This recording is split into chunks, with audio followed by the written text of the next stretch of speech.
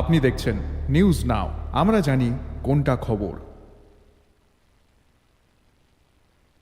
ও স্বাস্থ্য বিমায় জিএসটি প্রত্যাহারের দাবি সংসদের বাইরে বিক্ষোভ ইন্ডিয়া জোটের।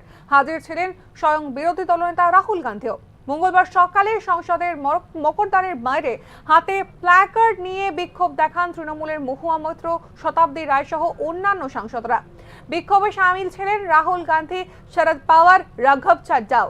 জীবন এবং স্বাস্থ্য বিমার প্রিমিয়ামে জিএসটি প্রত্যাহারের দাবিতে সংসদ চত্বরে বিক্ষোভ দেখালেন বিরোধী জোট ইন্ডিয়ার সদস্যরা।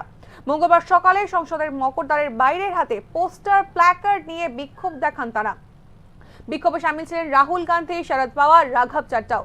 মনে করা হচ্ছে সংসদেও এই বিষয়ে মোদী সরকারের বিরুদ্ধে সুর চড়াবে বিরোধী দলগুলি। যেমনটা আপনাদেরকে জানাচ্ছি যে মঙ্গলবার সকালে সংসদের মকরদ্বারের বাইরে হাতে প্ল্যাকার্ড নিয়ে বিক্ষোভ দেখান তৃণমূলের মহুয়া মৈত্র, শতাব্দী রায় সহ অন্যান্য সাংসদরা।